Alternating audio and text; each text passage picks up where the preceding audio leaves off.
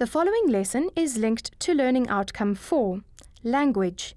It addresses the assessment standard that requires learners to use structurally sound sentences in a meaningful and functional manner. Learners should be able to use a range of figurative language such as idiom, idiomatic expressions, and proverbs with developing appropriateness.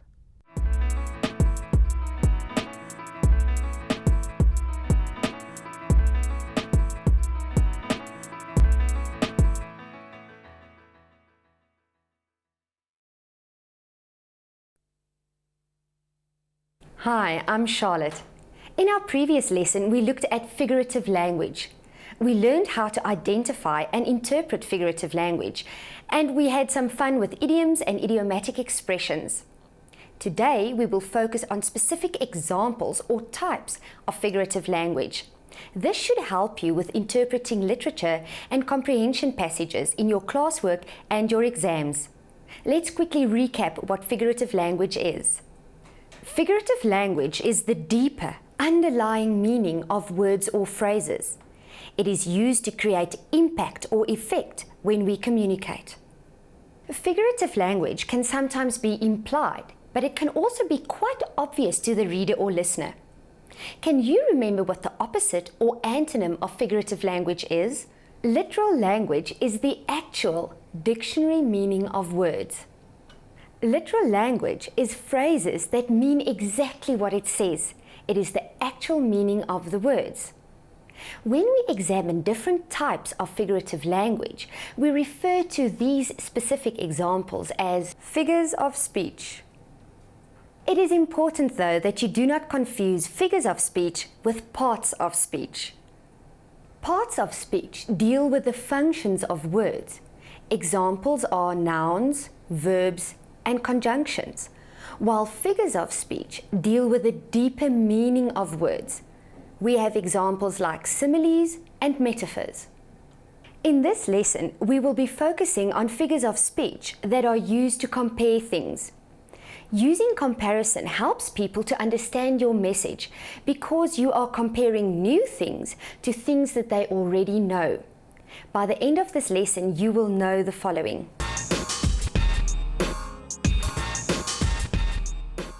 You should be able to identify figures of speech which rely on comparisons, understand similes and metaphors, and recognize the difference between similes and metaphors. I know that all of these terms may sound complicated, but they are quite easy. In English, it is important that we learn specific terminology to be able to explain what we are dealing with. You will be familiar with these terms by the end of the lesson. Simile and metaphor. Even if these terms sound unfamiliar to you, I assure you that you have used this in conversation or in your own writing. The first figure of speech we will be looking at today is the simile. Please look carefully at the spelling of the word simile, as it is not spelled as it sounds. A simile is a direct comparison which always uses the words like or as. But what do we mean with direct comparison? Direct comparison means that we are comparing something directly to something else. Look at this example of a simile. Pete eats like a pig. Can you spot the simile here? If you identified the words like a pig, you are on the right track. Like a pig is an example of figurative language because if you do not know a pig's eating behavior, it would be very difficult to understand the sentence.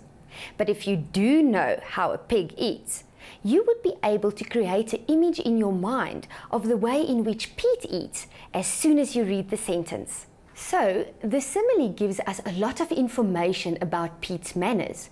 In the same way as we do not admire the way in which a pig eats, we do not admire Pete's way of eating.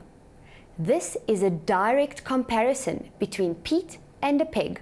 That is why it's a simile. There is a direct comparison, in this case between poor Pete and a pig. Now let's practice your skills on another example. Sally swims like a fish. Can you identify the simile in this sentence? Remember, a simile is a direct comparison that always contains the words like or as. The words like a fish contains the simile. We all know that fish live in water and swimming is the way that they get around. So here we are comparing Sally's swimming abilities to that of a fish. In other words, we are suggesting that Sally is a good swimmer that is comfortable in the water. Do you now feel confident to identify and explain similes? As with all figures of speech, you have to be careful that you do not use old similes that you've heard 100 times before. Look at these examples of similes that are used to describe colors that are so overused that they have become boring cliches. As green as grass, red like blood, as white as snow. Always try and use something that is original, that will have impact. You can use something like this. Her smile was as bright as sunlight on water. Firstly, can you identify the simile? Bright as sunlight on water contains the simile and directly compares the dazzle of her smile with the brightness of sunlight reflecting on water. I am now going to move on to the next figure of speech involving comparison we are looking at today. A metaphor is an implied comparison. It refers to a person or an object as being something else. Once again, I want you to look carefully at the spelling of the word metaphor so that you can impress your teacher with your accuracy. Metaphor is spelled M-E-T-A-P-H-O-R. Don't forget this. It is not as difficult to spot a metaphor as you might think. Metaphors say that someone or something is something else which literally they are not. I'm going to clarify this term by going back to our Pete example. The simile we used was, Pete eats like a pig. If we wanted to use a metaphor rather than a simile, we would not use the word like. In other words, we would say, Pete is a pig. Clearly, by saying Pete is a pig, knowing that literally he is not, we are comparing Pete's behavior and appearance to that of a pig. Pete does not have a snout, trotters, or a curly tail. We were being rather rude by comparing him indirectly with a pig. The comparison is indirect or implied because we are not saying that he reminds us of a pig, but that he is a pig. Metaphors are not only used in spoken communication or literature, but are also often used in the media. Remember, it is always important to notice the context that a metaphor is used in. Now look at this example of a headline in the business section of the Sunday Times newspaper. The fat cats are still grabbing all the cream. First of all, this headline was in a part of the newspaper that deals with business issues and not the how to care for your pet section. So fat cats do not refer to feline domesticated animals.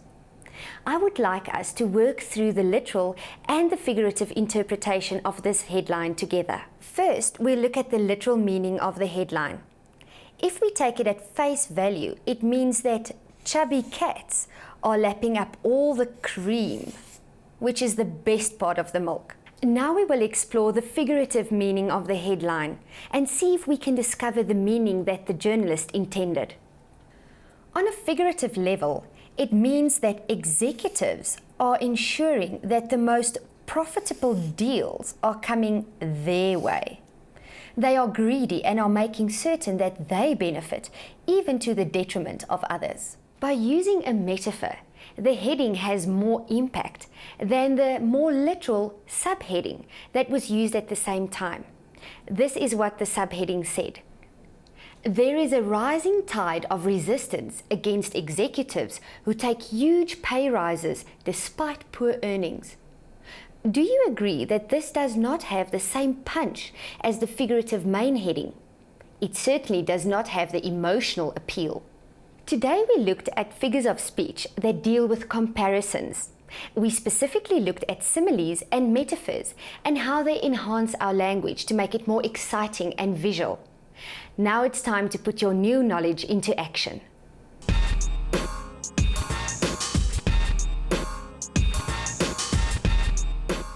Write down as many examples of similes and metaphors as you can find in the media. You can look at film titles, newspaper headings, the names of new popular songs, and even the titles of TV programs. Then compare your examples to those of other learners in your class.